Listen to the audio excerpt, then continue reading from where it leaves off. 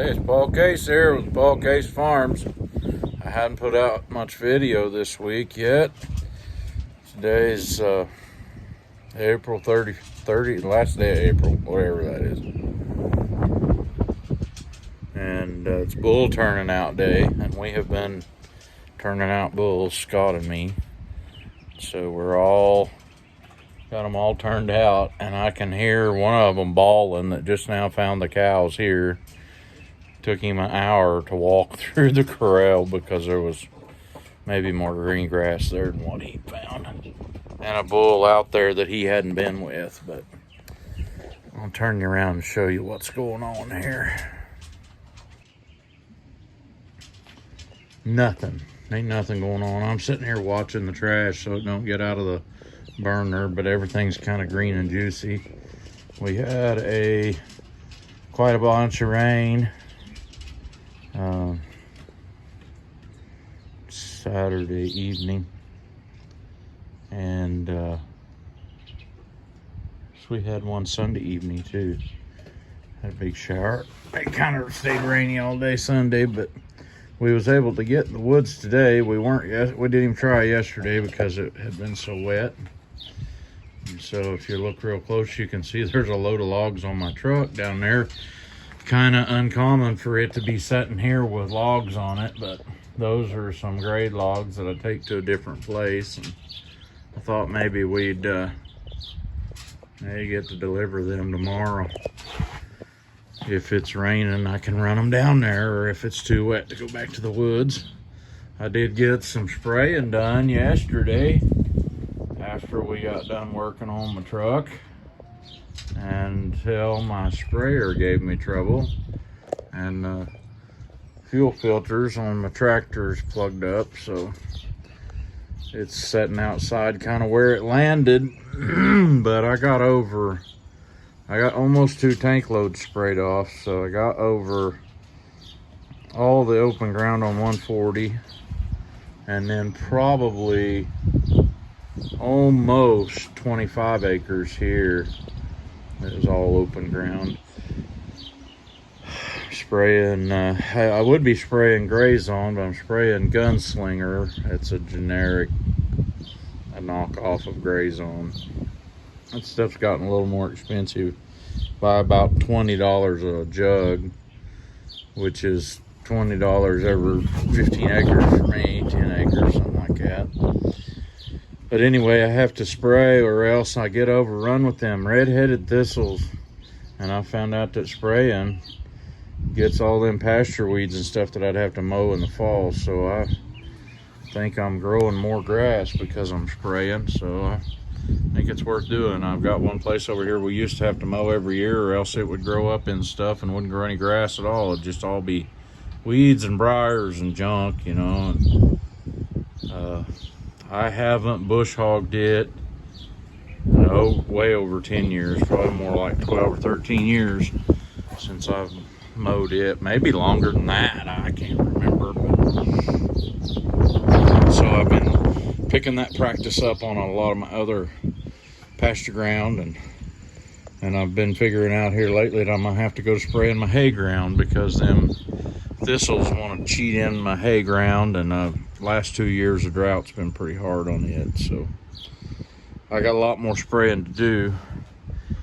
I've got another 40 and a 20 connected to this place, and then I got 30 more acres of mom and dad's, and then I got the 20 up there that we run our bulls on for the winter. And I don't know how much other pasture I'll get, but I do know I've got there's one of them bulls now, one I put with my heifers, here, and that other one talk. And they were together all winter. I don't know what their stupid problems is. He went in the barn. I hope he don't turn out no.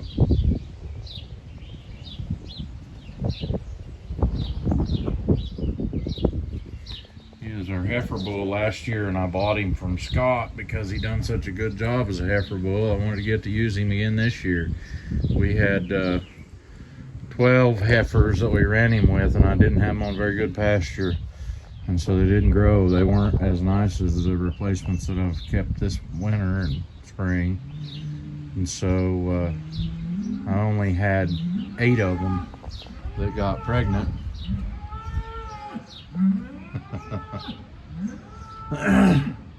And with the 8 of them that got pregnant, I didn't have to touch a single calf. Every one of them had the calf on their own, and they're up doing good. So that's worthwhile to me.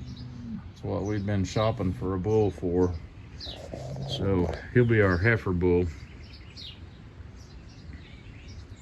If you don't do something stupid here. Girls, go show him the ropes and keep him out of trouble, would you? Don't let him lead. He's a fool.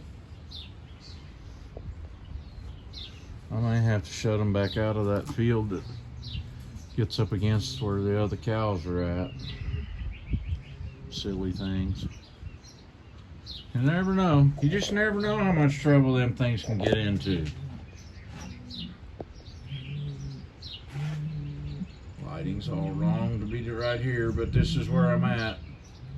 Little front porch setting this evening.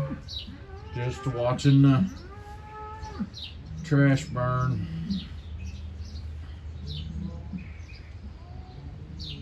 They're gonna talk. Probably gonna go tear my fence all up. Why in the world they need to do that, I don't know, but he's got quite a harem in there, but he's not interested in them right now. I bet he's already checked all of them over and nobody's in heat, so.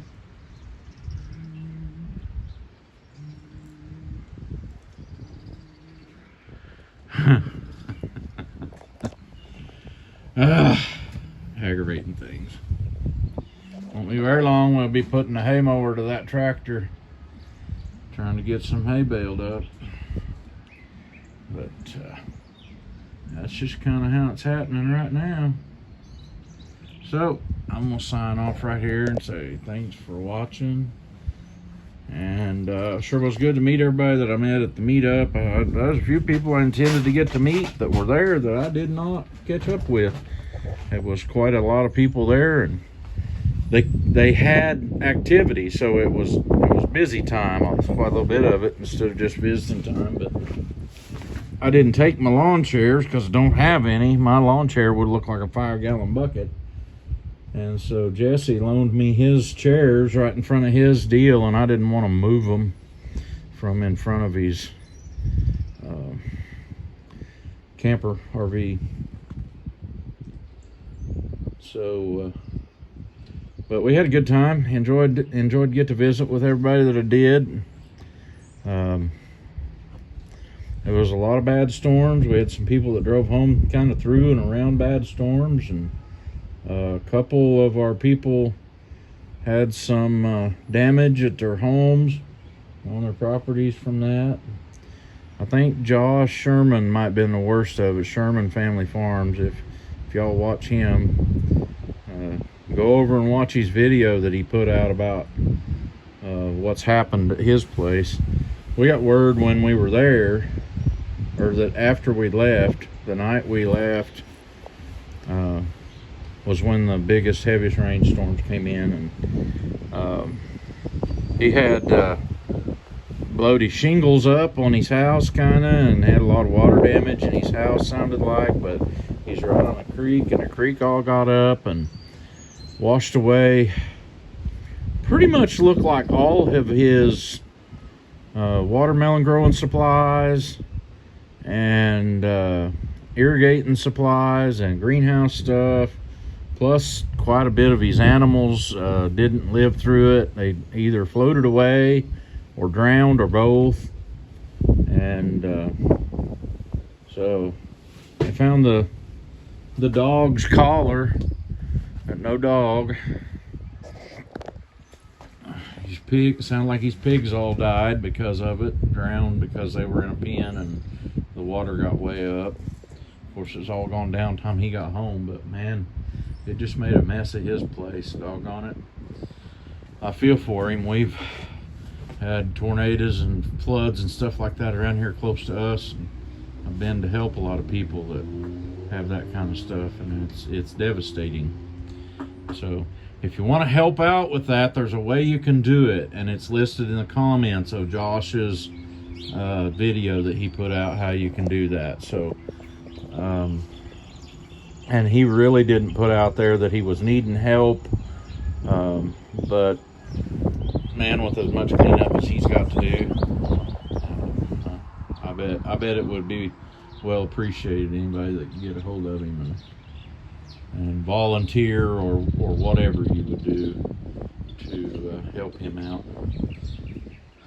So and also Dale at 9 Acre, they had some damage, twisted up a bunch of trees on their place and blowed their neighbor's barn apart, and they lost some of their I think he said they lost a chicken coop or something, and but they had flooding up in his area, and they was having to maybe drive around flooding to even get home. But he said the house wasn't damaged. That was good. Sounded like his house didn't sustain any damage. So you're real blessed when you got a place to get in under the roof, you know. And I got one just here on my porch. Ain't much, but it's mine, paid for. Anyway, hey, thank you for watching and keeping track, and howdy to everybody I met at the meetup.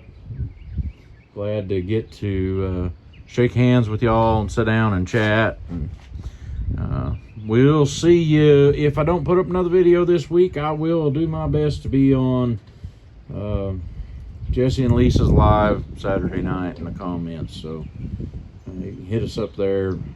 And I hope to catch some of the homestead hangout on Thursday. It starts at 5 with Gillen Farms. Let's see, 6 with White Rock, 7 with Not For Nothing, and 8, 9 Acre Family Farms. And Dale and Lisa always do some games. I really have a good time enjoying y'all's company. And I'm going to end this right here and go in, because I'm quite certain my fire ain't going to get out of that burning barrel over there. And I'm about ready to take these shoes off. I'll catch you on the next one. Y'all have a good one.